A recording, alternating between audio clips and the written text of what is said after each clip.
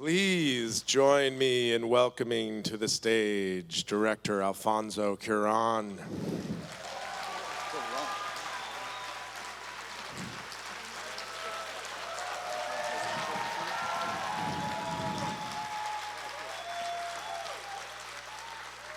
Cate Blanchett.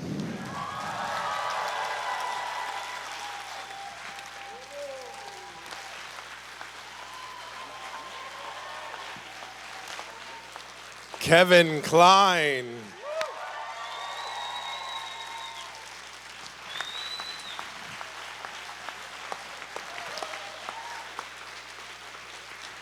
And Layla George.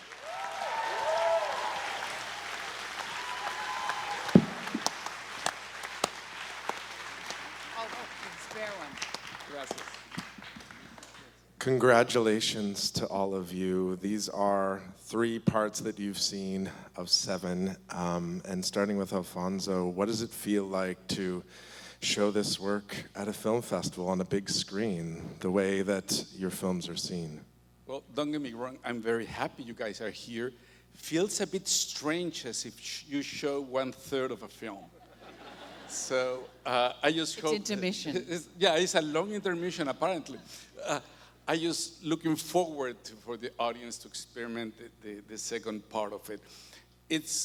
I'm so happy to present anything at TIFF. It was my very first festival, and it was the festival that launched my career. So I'm obviously happy to be here.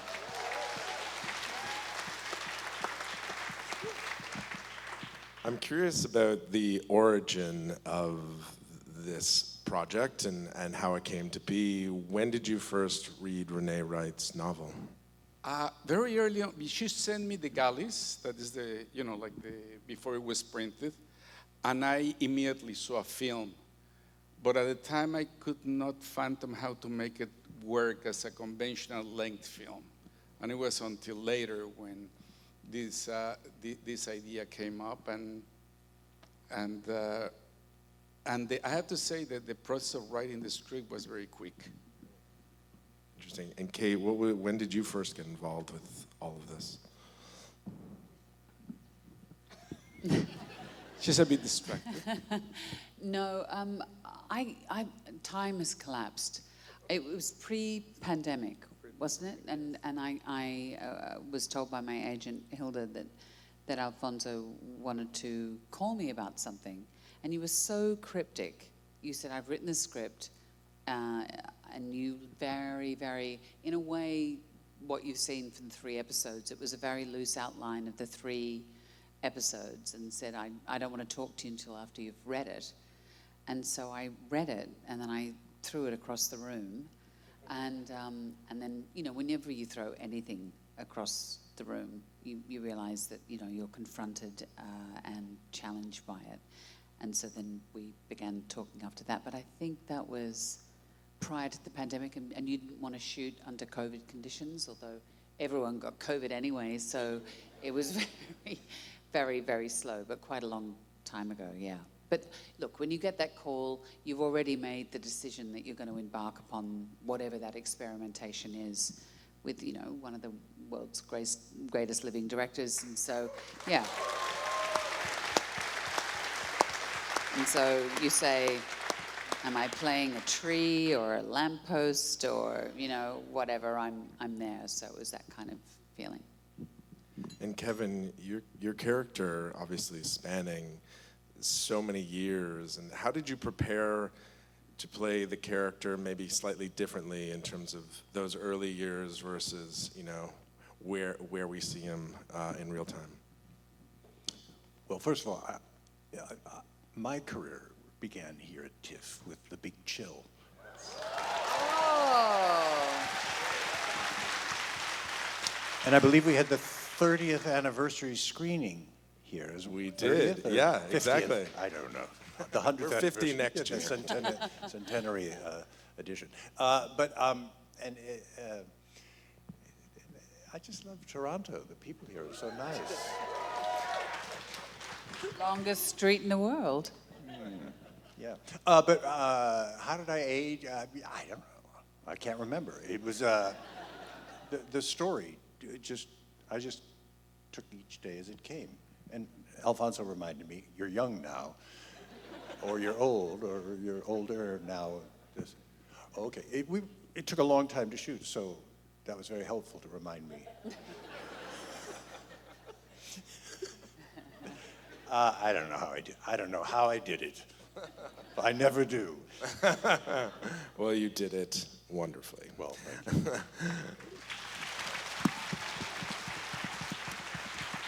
There's more.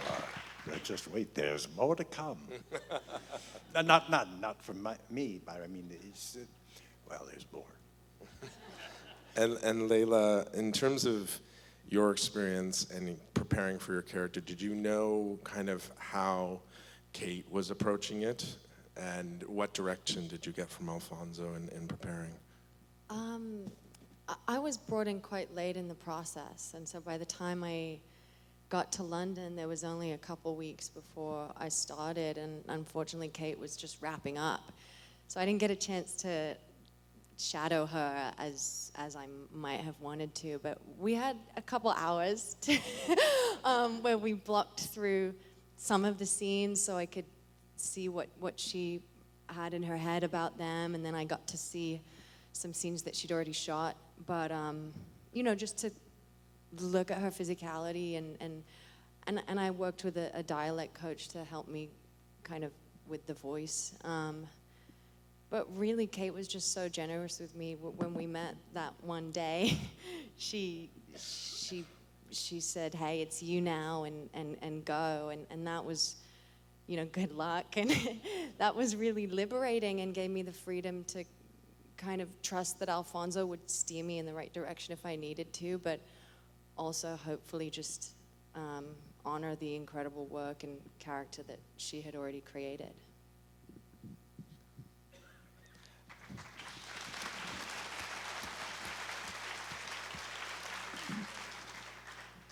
And Alfonso, you're obviously an incredible cast that you've put together here. You know, some on the stage and some not with us tonight. How did the rest of the cast come together, and what was the casting approach like? Well, from the get-go, from the moment that I started conversations with Cate, she became a full-time collaborator. So I had to say that the casting process was a dialogue between Cate and I. And that's how the amazing idea of Kevin came to place. I got 10%. Yeah, exactly. And but it was a bit like that, and it was it was a long process of casting and trying to figure out the people who would be interesting for this, and also to try to make a casting that is unexpected, not try to just fall into the usual kind of formulas of casting.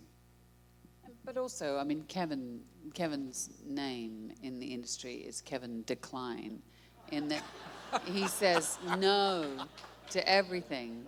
And so the idea that he might say yes was kind of a long distance hope. So the fact that he did was fantastic. But the other thing I must say, a disclaimer here, is that not everything you see is necessarily true, and so that the interesting thing I think for all of us playing this is that we were playing a version of reality, and that I found it so fascinating to play these characters that were formed through the prisms of other people's judgments and perspectives. And so from Layla's point of view, like the young Catherine, or the older Catherine, or Stephen, or Sasha's character, or Cody, who's so beautiful in the film.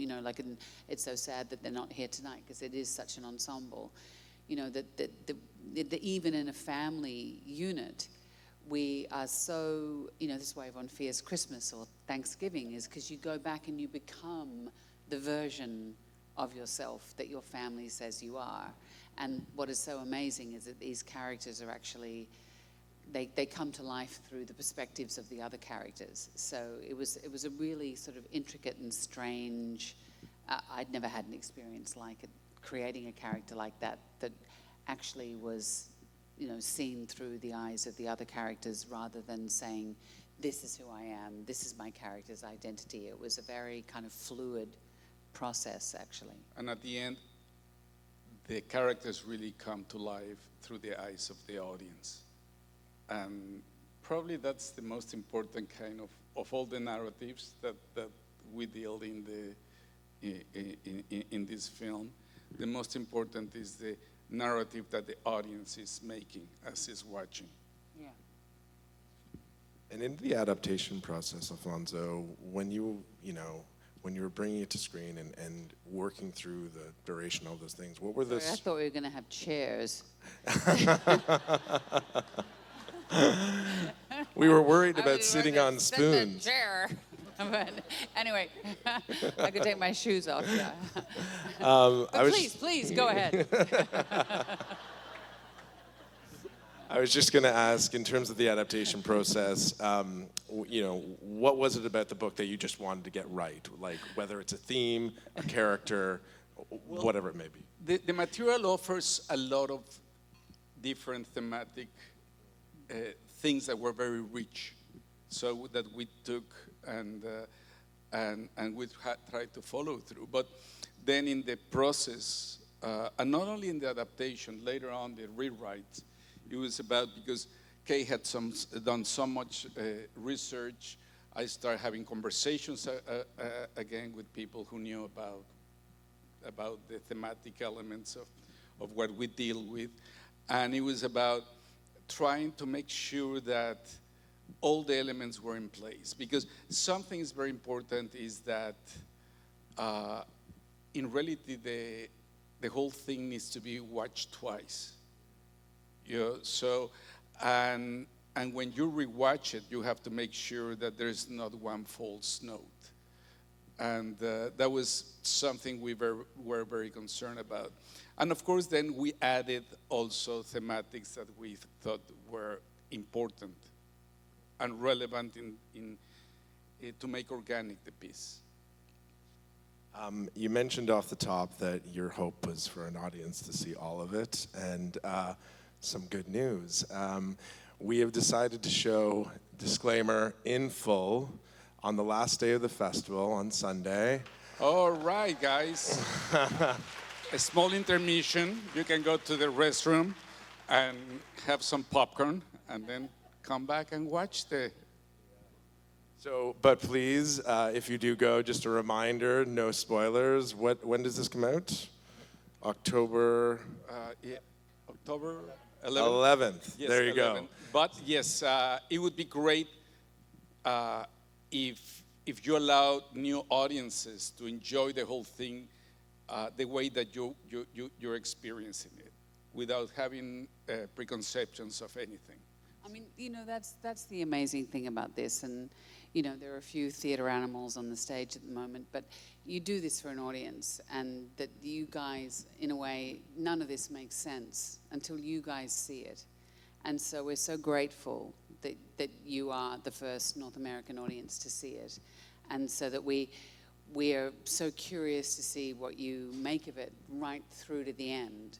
And so we trust you to see it right through to the end, and then trust you to keep that experience to yourselves. But thank you, and thank you. That means an enormous amount to us. So thank you. And sadly, we won't be able to have the conversation at the end of that, but hopefully it will spark a conversation among each other. No, because it is interesting, I've never been part of something where you have these characters who have such rich inner lives, but they get thrust into the drama almost from the first breath of the film. I mean, it is a film divided into 7 parts. And so people, we're all the heroes of our own narratives, but yet in order to know what that hero's narrative is, you need to hear their story right through to the end. We live in a world where we're very quick to make judgments, And I think this story invites us to make quick judgments, but maybe suspend those judgments right through to the end. So we'll be very curious to sort of interface with you. Interface? That's a very modern term. Quite sexual, actually. Yeah, I'm not going to be here if that. But yeah, to see what you make of it when you get right through to the end. So yeah. And thank you to the festival for providing that opportunity. Thank you. Gracias.